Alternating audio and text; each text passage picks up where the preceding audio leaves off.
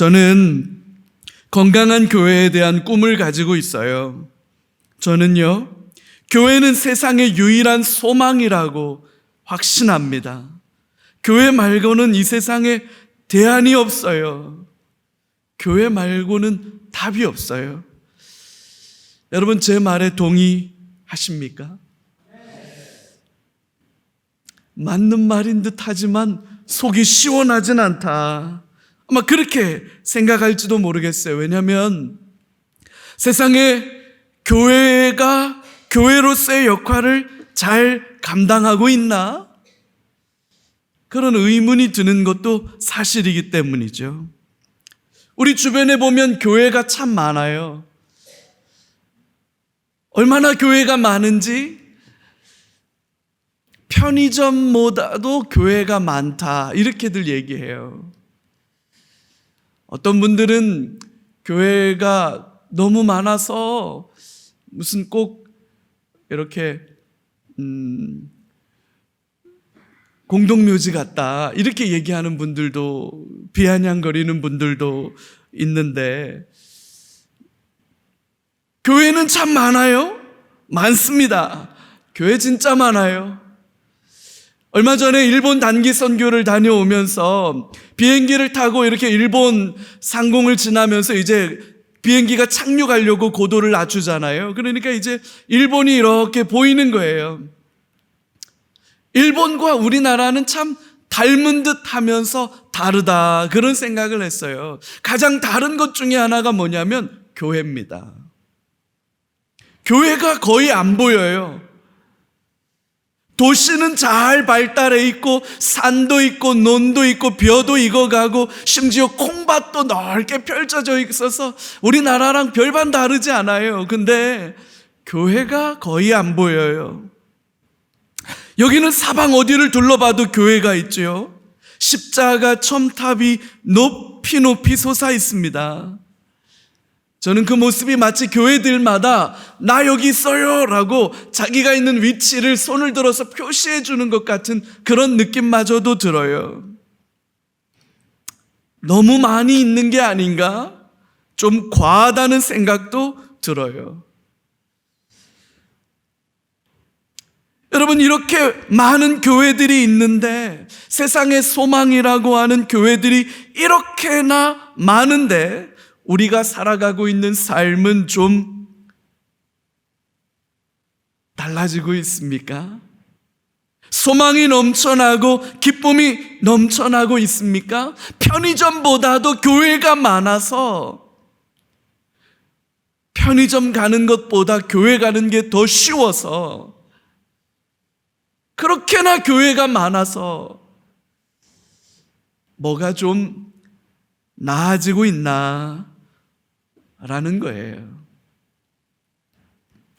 교회의 숫자가 중요한 건 아닐지도 모르겠다.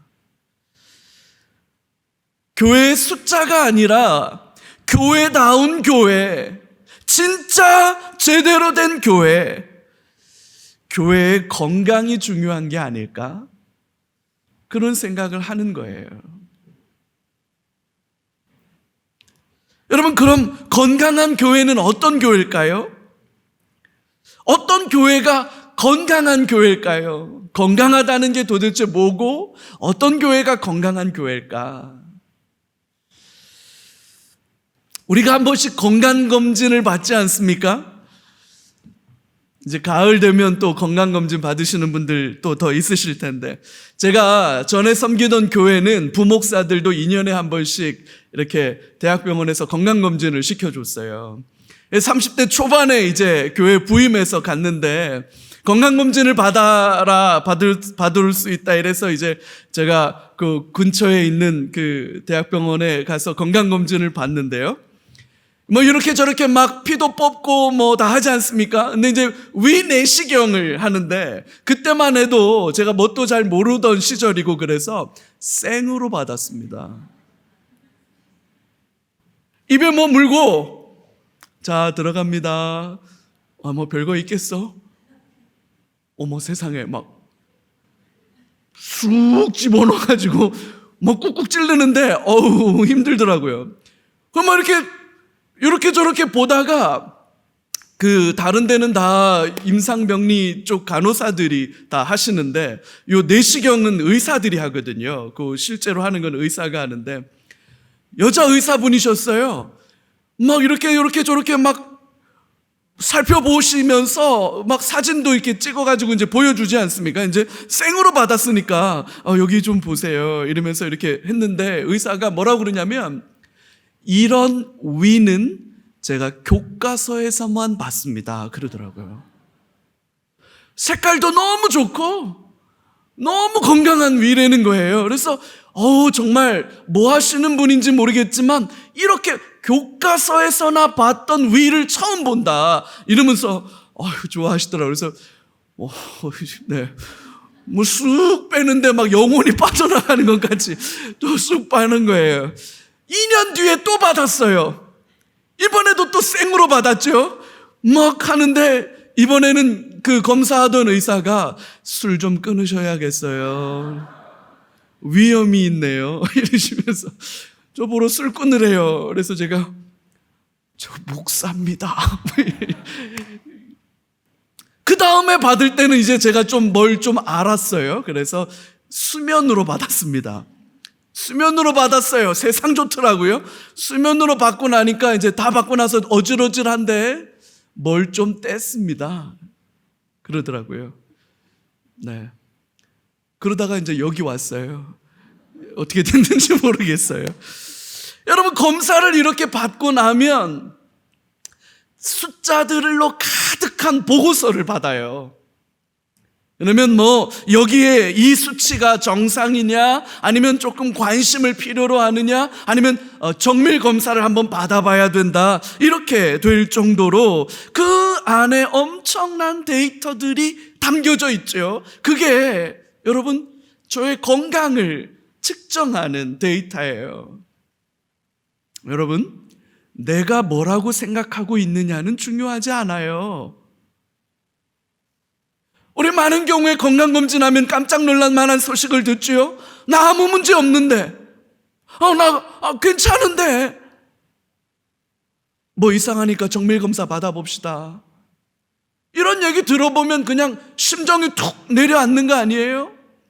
거꾸로 내가 여기가 요즘 안 좋아, 나 분명히 이거 뭐 있어, 그리고 가서 검사를 받았는데 의사가 아무 일 없는데요?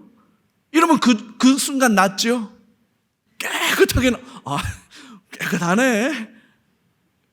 여러분, 느낌이 중요한 거 아니에요. 내가 뭐라고 생각하고 있느냐는 나의 느낌, feeling이 중요한 거 아닙니다. 객관적 데이터가 중요한 거예요. 그 데이터를 보고 문제가 있습니다, 관리하셔야 됩니다, 필요하면 조치를 받으셔야 됩니다, 이렇게 건강검진을 하는 거죠. 얼마 전에 미국의 크리스천 포스트라고 하는 기독교 관련 매체, 굉장히 유명한 매체예요. 크리스천 포스트라고 하는 매체에 당신의 교회가 5년 안에 소멸하는 이유, 굉장히 무서운 제목이죠. 당신의 교회가 5년 안에 문 닫는 이유라는 제목의 칼럼이 하나 실렸다고 해요.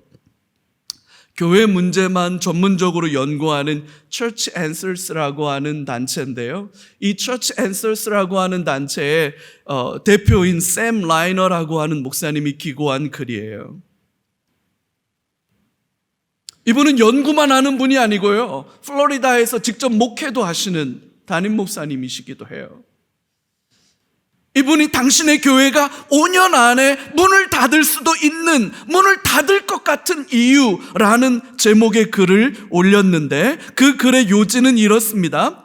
코로나 팬데믹을 지나면서 교회들은 점진적으로, 지금은 미국 교회를 가리키는 거겠죠, 교회들은 점진적으로 쇠퇴하고 있고, 이 쇠퇴는 조만간 문 닫는 교회들이 속출할 수 있어요.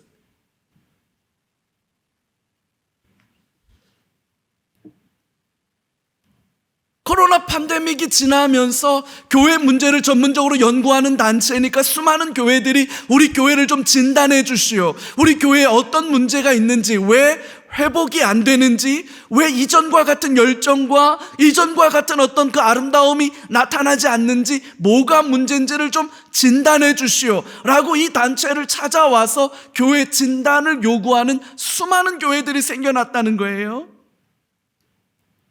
그래서 그 문제를 더 전문적으로 연구하게 되고 데이터를 가지고 살펴보면서 죽어가는 교회에 5가지 패턴이 있더라.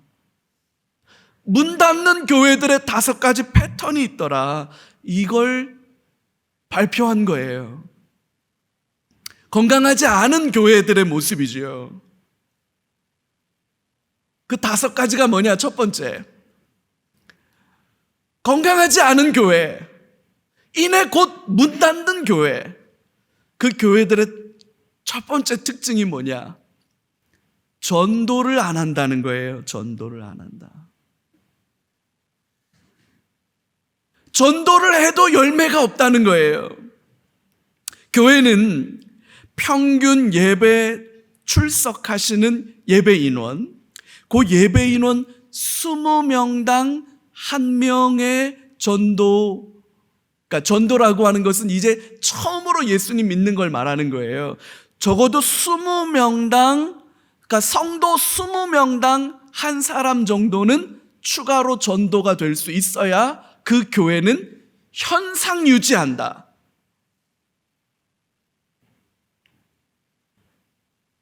(100명당) 5명은 1년에 100명당 5명은 전도가 되어야 그 교회가 현상 유지한다는 거예요. 현상 유지.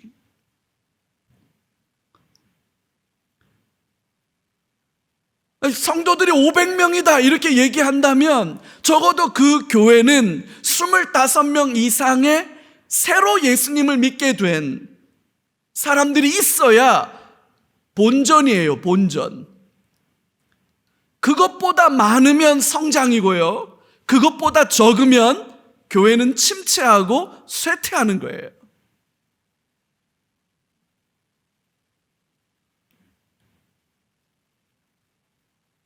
7월 둘째 주간에 한 34살밖에 안 된 자매가 등록을 했어요. 교회 새 가족으로. 놀라운 건 그 자매를 인도한 분이 그 전주에 등록한 분이었어요. 그러니까 그 전주에 등록한 새 가족이 그 다음 주에 새 가족을 또 데리고 온 거예요. 근데 이 자매가 조금은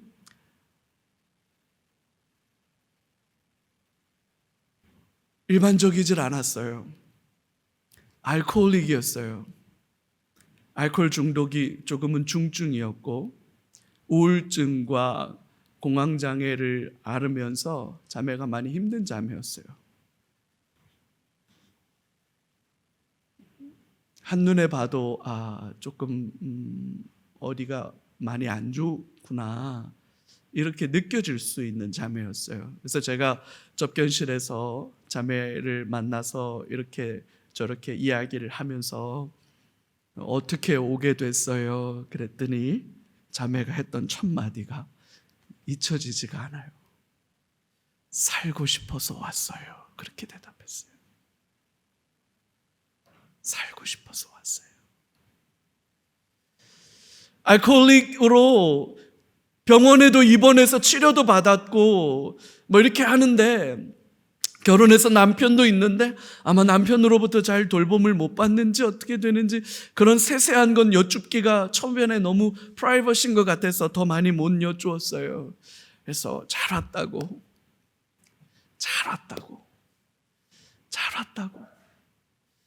이런 자매가 우리 교회에 올 수 있다는 게 난 너무 기뻐서 잘 왔다고. 지난달에 이 자매 세상을 떠났어요.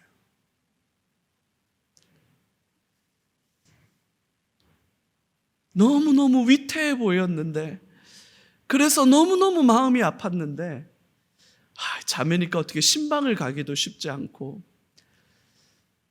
결국 새벽녘에 혼자서 이렇게 편의점에서 술을 사다가 혼자서 드시고는 그냥 그대로 깨어나지 못했어요.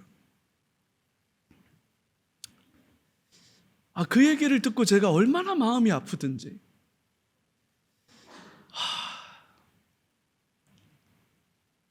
너무 마음이 힘들었어요. 살고 싶어서 왔던 자매인데 이렇게 무력하구나. 내가 아무것도 못 해보고 참 너무너무 마음이 아팠어요. 마음이 아프고 나니까 몸도 아파요.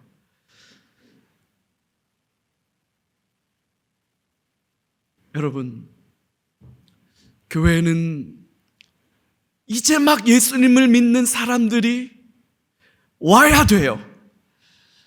말도 안 되는 사람들이지요. 상처받은 사람들, 아픈 사람들, 절망한 사람들, 좌절한 사람들 와야 돼요. 와서 살아야 돼요. 와서 회복되어야 하고 치료되어야 해요. 그게 좋은 교회죠. 그게 건강한 교회죠. 두 번째로, 건강하지 않은 교회는 어떤 모습을 보이느냐? 죽어가는 교회, 건강하지 않는 교회는 사소한 것에 집착한다는 거예요. 전도와 교회의 본질적인 건강에 대한 고민이 사라져버리고 나면 교회가 진공 상태가 되는 게 아닙니다. 전도하는 일에 마음 쓰고 교회가 건강하고 교회다움을 지켜내기 위해서 마음 쓰지 않으면 우리의 마음은, 우리의 관심은 어디로 가냐면 별로 중요하지 않은 거에 매달려요. 그거 이래도 되고 저래도 되는 거예요. 해도 되고 안 해도 되는 거예요. 있어도 되고 없어도 되는 거예요. 그런 거에 매달리고 목숨 걸어요. 사소한 거에. 그게 교회의 쇠퇴와 소멸을 촉진시킨다. 이렇게 대답을 하더라고요. 세 번째는 죽어가는 교회, 건강하지 않은 교회의 세 번째 특징이 뭐냐면 교회 안에 험담과 갈등이 많아진다는 거예요. 연 목사 왜 저래? 험담, 갈등, 교회 성도들끼리 왜 그래? 그치? 우리 교회는 없는 거잖아요. 우리 교회에선 찾아볼 수 없는 거. 사소한 것에 집착하고 사소한 것에 집착하다 보면 별로 중요하지 않은 것 가지고 갈등해요. 정작 중요한 것 가지고는 갈등 안 해요. 논쟁을 벌여요. 그 이래도 되고 저래도 되는 건데, 해도 되고 안 해도 되는 건데 그것 가지고 다퉈요. 네 번째 특징, 죽어가는 교회는 위기의식을 못 느낀다는 거예요.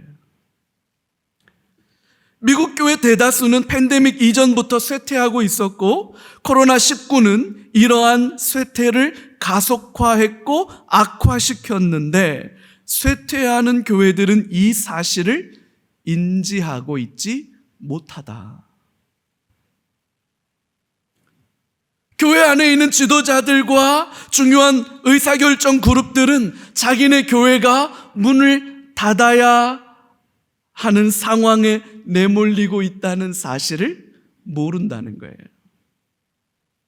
자기네들에게 시간이 얼마 없다는 사실을 모른다는 거예요. 어떻게든 되겠지. 어떻게든 됐으니까. 내일도 어떻게든 될 거야. 안 돼요. 문 닫아요. 마지막 다섯 번째는 결국 이 죽어가는 건강하지 않은 교회의 특징은 교회의 그 모든 문제들의 책임을 목사에게 전가하고 목사를 자주 바꾼다는 거예요.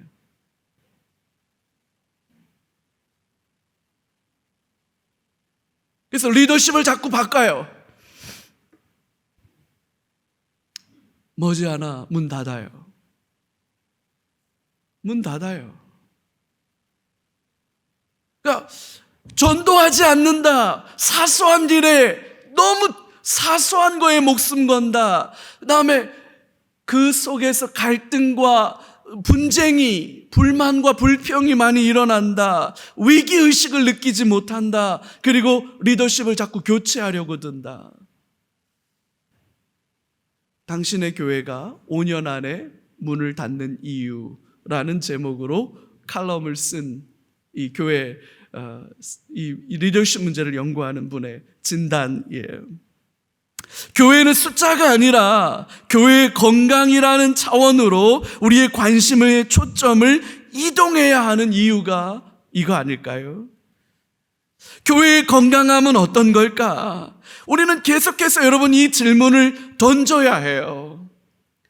이건 완성되는 게 아니에요. 계속해서 물어야 돼요. 우리는 충분히 건강한가? 우리는 충분히 제대로 잘하고 있나? 여러분, 우리 계속해서 물어야 됩니다. 이 질문이 사라지면, 이 질문이 사라진 그 자리에서부터 기우는 거예요. 급격히 기우는 거예요. 그럼 건강한 교회가 어떤 교회냐? 어떻게 하면 우리 교회가 건강해질 수 있느냐라고 하는 이 질문에 답을 하려면 우리는 교회가 처음 시작되었던 자리로 돌아가 봐야 합니다. 우리 주님이 원하셨던 교회는 어떤 모습인지, 교회의 본질은 어디에 있는지를 살펴봐야 하죠. 그게 오늘 우리가 읽은 본문이에요. 부활하신 예수님은 제자들이 보는 눈앞에서 하늘로 승천해서 올라가셨습니다. 하늘로 떠나시면서 부활하신 예수님께서 이 땅에 시작되어지는 교회들을 향해서 두 가지를 말씀하셨다고 사도행전이 말해요. 첫 번째는 이걸 말씀하셨습니다. 예루살렘과 유대와 사마리아와 땅끝까지 이르러 내 증인이 되라. 예루살렘과 유대와 사마리아와 땅끝까지 이르러 내 증인이 되라. 복음의 증인이 되라. 이게 하나요. 또 하나는 성령이 오실 거다. 여러분, 교회에게 약속하신 건 딱 두 가지예요. 이 두 가지. 땅끝까지 복음 전하는 교회가 되라. 그리고 성령이 오실 거다. 이 두 가지. 교회의 유일한 토대입니다. 예루살렘, 유다, 사마리아, 땅끝까지 어떻게 이 복음의 증인으로 살아갈 수 있을까? 여러분, 이 고민과 이 관심이 교회를 만들어요. 사람의 힘과 사람의 노력이 아니라 성령의 역사로 교회가 시작됩니다. 할렐루야. 그래서 이 복음과 성령, 여러분, 이게 교회의 전부예요. 이 복음과 성령이라고 하는 토대 위에서 교회가 시작되었는데, 그렇게 시작된 교회가 어떤 모습을 보여주고 있는지 오늘 이 본문을 통해서 오늘 우리에게 몇 가지, 오늘 우리 42주년 우리 수원 3일교회에게 주시는 하나님의 건강한 교회의 꿈, 어떻게 하면 될까? 세 가지만 좀 살펴보면 좋겠어요. 첫 번째는 어떤 교회가 건강한 교회냐? 두려운 가운데 나타나는 능력이라는 거예요. 43절이에요. 사람마다 두려워하는데 사도들로 말미암아 기사와 표적이 많이 나타났다. 사람들은 두려워했답니다. 그러는 가운데 사도들로 말미암아 기사와 표적이 많이 나타났다고 본문이 기록해요. 기사와 표적이라는 말은 깜짝 놀랄 만한 기적을 가리키는 말이거든요. 이건 성령의 역사죠. 여러분, 성도들은 두려워하고 있었어요. 근데 놀라운 기적들이 많이 일어났다고 말합니다. 두려움과 놀라운 기적이라는 이 말은 여러분, 어울리지 않는 말이에요. 성도들은 두려웠다고요. 여러분, 교회가 힘을 가지면 교회는 반드시 망합니다. 우리 이거 꼭 기억해야 합니다. 교회가 힘을 가지면 교회는 망해요. 2000년 교회 역사 속에서 이미 검증된 일이에요. 교회는 약할 때 강하고 온전합니다. 아둥바둥하면서 간당간당하는 동안에 교회는 성장하는 거예요. 교회는 그렇게 시작되었거든요. 사람들은 예수님을 십자가에 못 박아서 죽여버렸어요. 예수님을 죽여버렸으니까 예수님을 믿고 따르는 제자들을 향해서도 굉장히 적대적이었습니다. 가만두지 않으려고 했어요. 사람 취급을 안 해주는 거지요. 이제 막 시작된 교회가 얼마나 척박한 상황에서 시작되었는지를 봐야 합니다. 그러니까 성도들은 두려울 수밖에 없는 거예요. 믿음을 가진다는 것이, 믿음을 끝까지 지켜낸다는 것이 두려울 수밖에 없는 상황인 거죠. 예수 믿는 게 두려운 거예요. 예수처럼 죽을까 봐. 사람들이 너무너무 미워하고 싫어해요. 얼마나 적대적이고 차가운지 몰라요. 이런 상황에 예수를 믿는 것도 어렵고 그 믿음을 지켜내는 건 더 어려워요. 그래서 두려운 거예요. 근데 이런 상황에 하나님의 놀라운 기적이 일어납니다. 사람으로서는 헤아릴 수 없는, 하나님만 하실 수 있는 기적들이 나타납니다. 약할 때 강함이 되는 거죠. 우리의 역할이 끝난 자리, 나는 더 이상 어떤 것도 할 수 없다고 말하는 자리, 그 자리에서 하나님께서 일하기 시작한다는 거예요. 여러분, 이것을 우리가 믿음으로 붙들었으면 좋겠습니다. 두려워할 만한 상황에 놓여 있습니까? 앞이 보이지 않는 캄캄한 어두움 가운데 있습니까? 믿음을 지켜내는 것이 너무나 버겁게 여겨지시는가요? 내가 이런 상황에서 끝까지 믿음을 붙들 수 있을까? 내가 끝까지 믿음을 지킬 수 있을까? 장담할 수 없구나. 자신이 없구나. 여러분, 그런 마음이 듭니까? 하나님이 하실 겁니다. 하나님이 일하실 겁니다. 여러분, 눈을 들어서 하나님을 바라보는 저와 여러분들 되시기를 주님의 이름으로 축복합니다. 하나님께서 그런 상황에서 우리를 붙드시고 힘드셨다는 그 놀라운 고백과 간증이 넘쳐나는 교회. 내가 할 수 있는 일이 끝난 자리에 나는 아무것도 할 수 없다라고 말하는 그 무력함이 나를 찾아와서 하나님, 이제 나는 아무것도 더 이상 할 게 없어요. 그렇게 말하는 그 자리에 이제 하나님이 하실 거라는 거예요. 할렐루야. 그 하나님을 고백하고 경험하게 되는 저와 여러분들 되시기를 주의 이름으로 축복합니다. 두 번째는요, 내가 아니라 우리라는 거예요. 44절과 45절을 같이 한번 볼까요? 믿는 사람이 다 함께 있어 모든 물건을 서로 통용하고 또 재산과 소유를 팔아 각 사람의 필요를 따라 나누어 주며.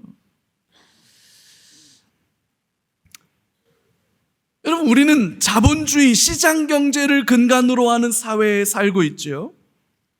자본주의 시장 경제라고 하는 게 여러분 어떤 건지 우리 사회 시간에 배워서 잘 아시지요? 개인의 이기적인 욕망, 여러분 그걸 경제학 교과서는 행복 추구라고 표현해요.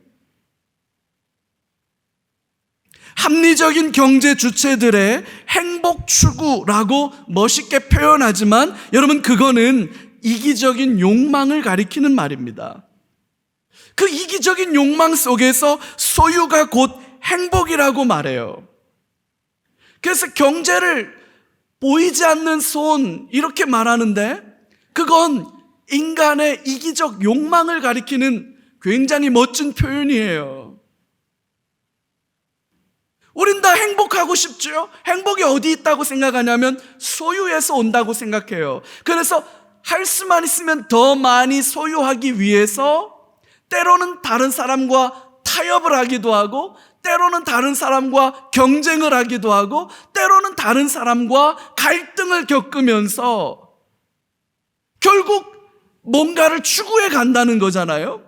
그래서 소유가 행복이라고 가르쳐요. 남보다 더 많이 소유해야 된다고 가르치고요.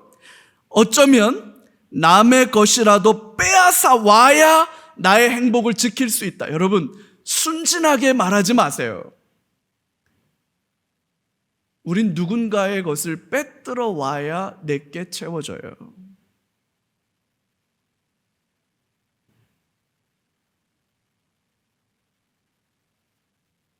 대기업의 원가 경쟁력이 어디서 온 겁니까?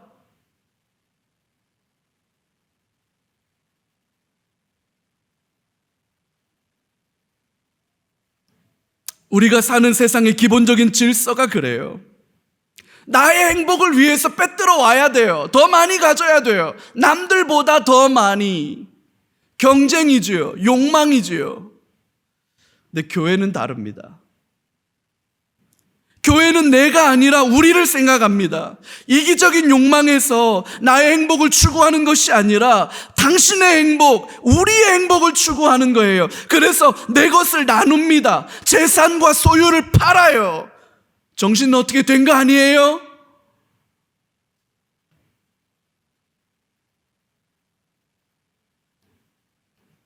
내 재산과 소유를 팔아요. 그래서 필요한 사람들에게 나누어 줘요. 여러분, 이게 가능할까요? 여러분, 진짜로 이게 가능할까요?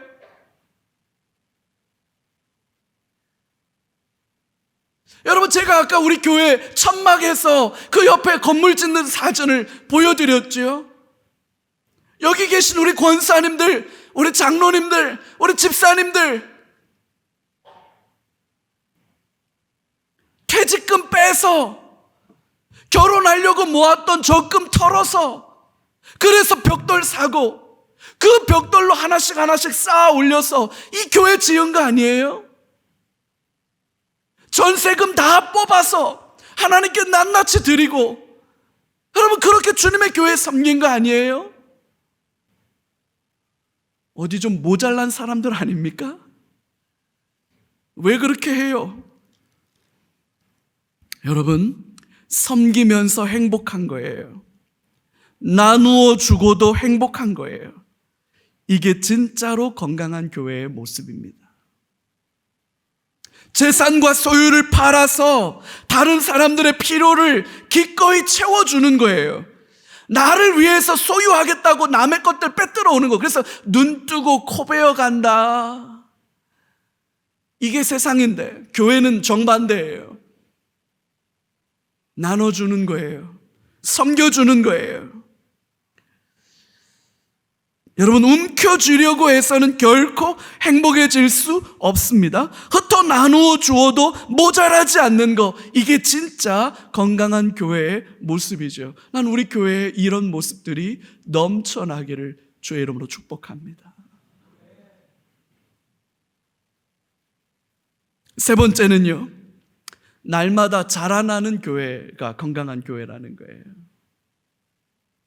47절을 같이 한번 볼까요? 여러분 함께 읽어보겠어요? 47절.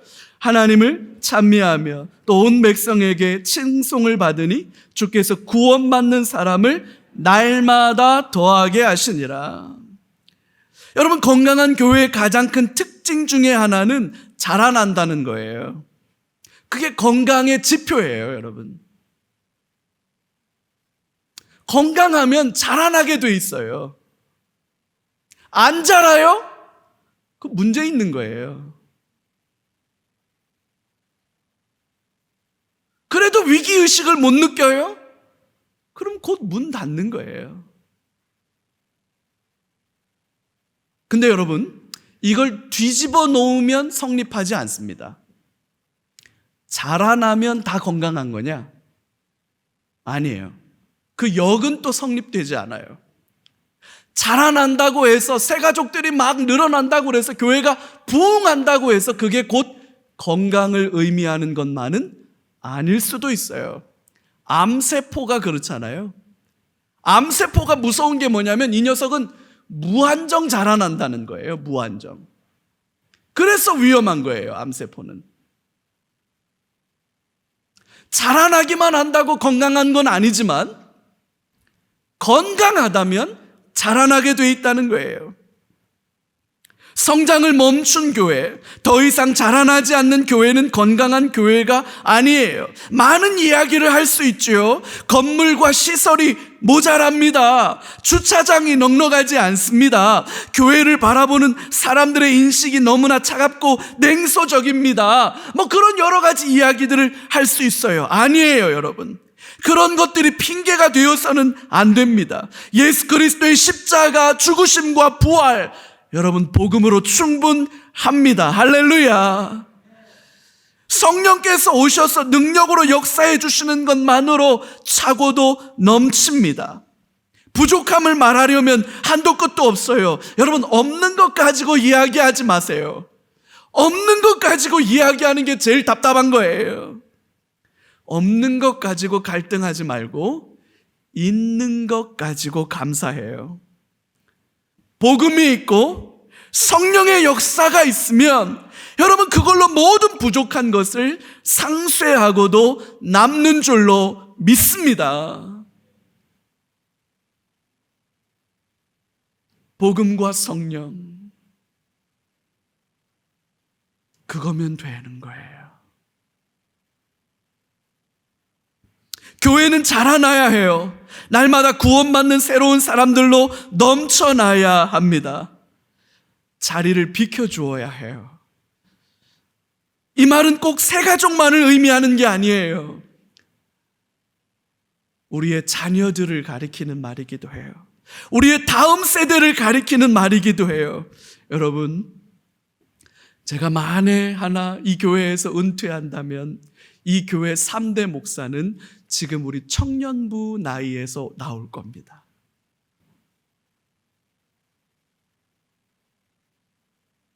그래서 저는 우리 청년들이 예사롭게 보이지 않아요.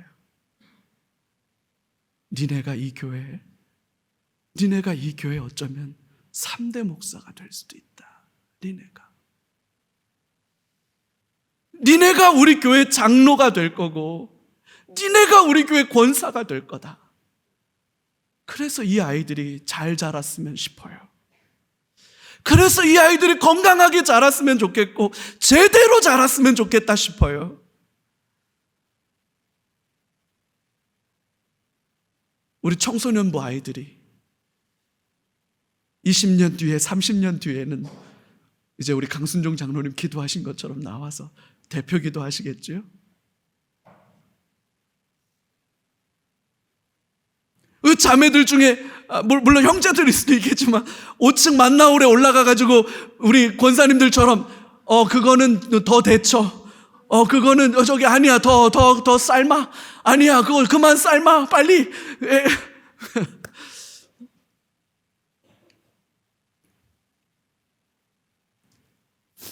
우리의 자리를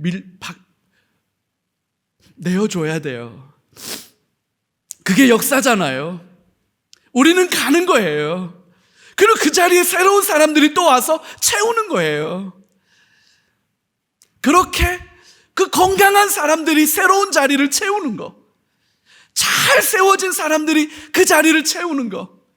우리 서경동 집사님, 우리 박혜성 권사님, 사실 이분들이 새로운 사람이라고 할 수는 없는 분들이시겠지만 새롭게 유치부를 더 아름답게 세워가실 수 있기를 주님의 이름으로 축복합니다.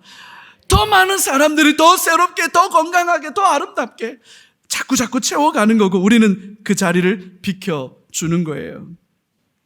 여러분, 베드로가 주는 그리스도시요 살아계신 하나님의 아들이십니다, 이렇게 신앙 고백을 하잖아요. 이 신앙 고백을 한 뒤에 주님이 베드로에게 뭐라고 말하냐면 너는 베드로라, 내가 이 반석 위에 내 교회를 세우겠다, 이렇게 말씀하세요. 내 교회를 세우겠다. 우리 주님이 내 교회를 세우겠다, 이렇게 말씀하셨다는 거예요. 왜 교회일까요? 내가 내 병원을 세울 거야. 서울대학병원, 존스 홉킨스 같은 그런 멋있는 병원을 세울 거야, 이러면 되지 않을까요? 난 학교를 세울 거야. 예? 하버드 대학 같은, 옥스퍼드 같은 그런 대학을 세울 거야. 이게 더 안 나요? 난 기업을 세울 거야. 테슬라, 아니 메타, 아니 뭐 엔비디아, 뭐 삼성. 내가 네 위에 삼성을 세울 거야. 여러분, 이게 더 안 나요? 병원도 아니고 학교도 아니고 여러분 기업도 아니고 왜 말 많고 탈 많은 참 웃기는 짬뽕들 같은 왜 교회를 세울까요? 우리 주님은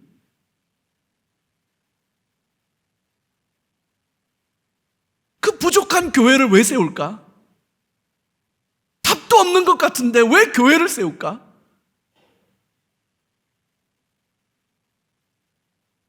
주 안에 사랑하는 성도 여러분, 그게 우리 주님이 일하시는 방식이에요. 이 시대에도 우리 주님은 교회를 통해서 일하시는 줄로 믿으시기 바랍니다. 교회가 건강하게 세워지는 이 꿈에 여러분 모두 같이 동참하실 수 있기를 주님의 이름으로 축복해요. 주님의 교회를 건강하게 세워내는 일은 우리 주님의 꿈이잖아요. 연목사의 꿈이 아니에요. 교회다운 교회, 건강한 교회, 주님이 기뻐하시는 교회, 그 교회를 세워내는 것보다 더 중요한 일이 전 없다고 생각해요. 그 어떤 것도 이것보다 귀하고 중요하지 않다. 그래서 우리 주님은 너는 베드로라, 내 위에 내가 내 교회를 세우리라. 우리 주님이 세우신 교회로 우리 수원 3일교회 더 아름답게, 더 건강하게 하나님이 기뻐하시는, 하나님이 원하시는 그 교회로 세워져 갈 수 있기를 주의 이름으로 축복하고, 우리 이 기도 제목 가지고 같이 한번 기도했으면 좋겠습니다.